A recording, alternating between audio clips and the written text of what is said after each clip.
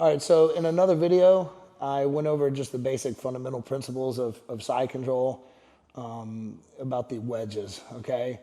You got to understand that you need to be able to control someone before you can set up submissions, okay?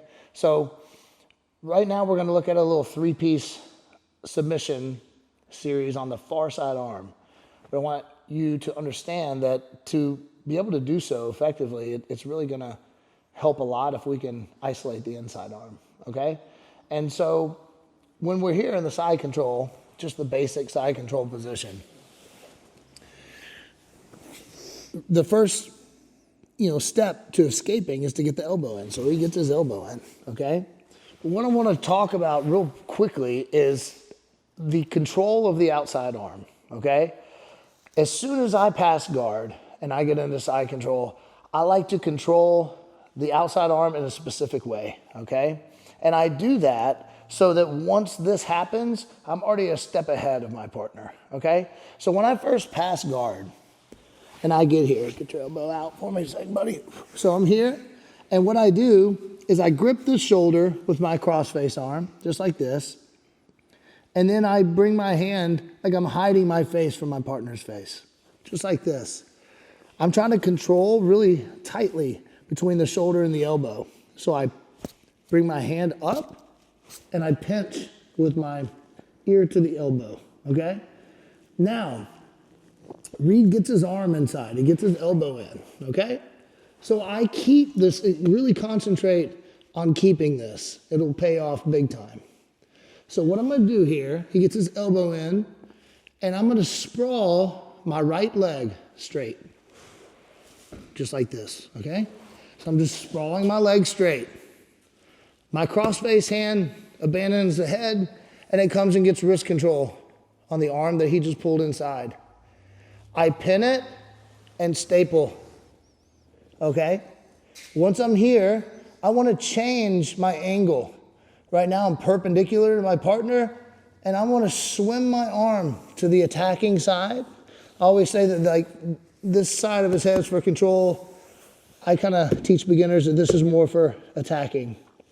This is also going to be my base here. So I swim this around, and I'm going to windshield wiper my legs, changing my staples, okay? My goal here is to pin Reed's inside shoulder with my hip, okay?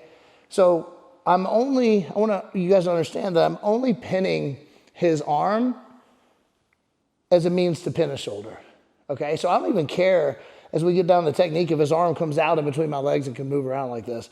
What I don't want is his shoulder to be able to come off the mat. So if I were to do this incorrectly and I'm like attacking this far side arm, he can turn that way and put his hands together. You see that?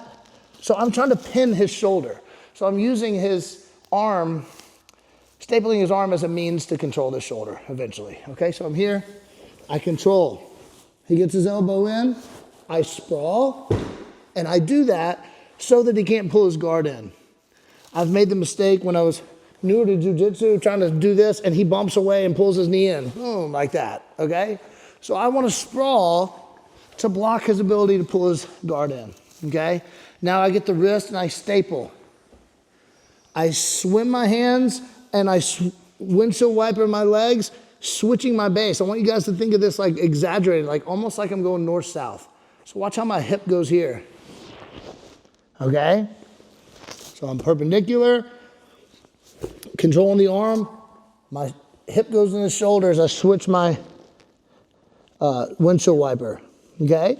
So now I have laces down on this foot. That's my anchor. Now it's super difficult for Reed to roll to his left. I have a base over here as well. I have to keep my control above his elbow, in between his shoulder and his elbow. And from here, I'm going to use my body going forward. It'll feel like you can get swept. I'm telling you, I can't say never. Almost never do I get turned over from here. The way you'll get turned over is if you release the pressure from his shoulder and get up like this. Yeah. I want to keep his shoulder pinned with my hip. Yes. Now I'm here and I drive forward. I'm using my shoulders and my head to put his wrist to the mat.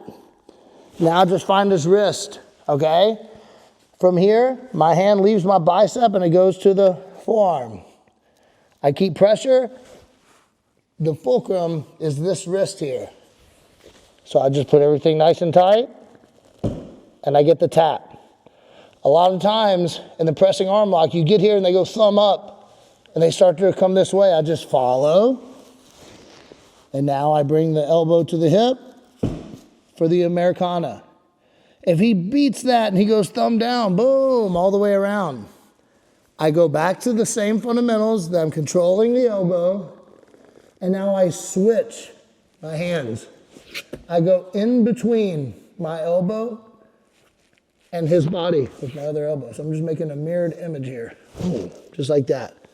Now I get his wrist, elbow to the mat. Now one more time, I switch my base. I step up, and I make him do a sit-up for the tap, okay? So here we are. Side control.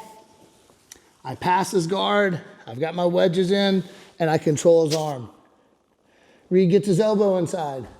I sprawl, wrist control, staple. Swing my hand, switch my staples, hip in the shoulder. I push with my body forward to start extending his arm straight. Boom. Using my body weight. Control the wrist. Pressing arm lock, he goes thumb up. Being nice here, Americana. He goes thumb down. Scoop, scoop. Don't let him have this. See how my elbow didn't go to the mat? This is a problem. So as soon as I switch, my elbow goes to the mat like that. Switch my base, step up, Kimura. Okay? One more time, no words.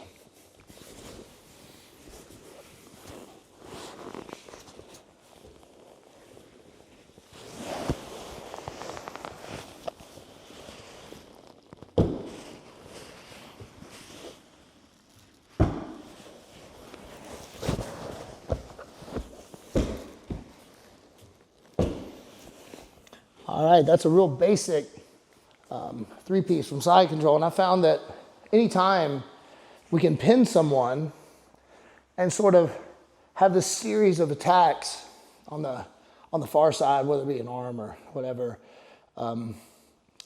they run out of defenses at some point. Okay, so hopefully this helps you guys.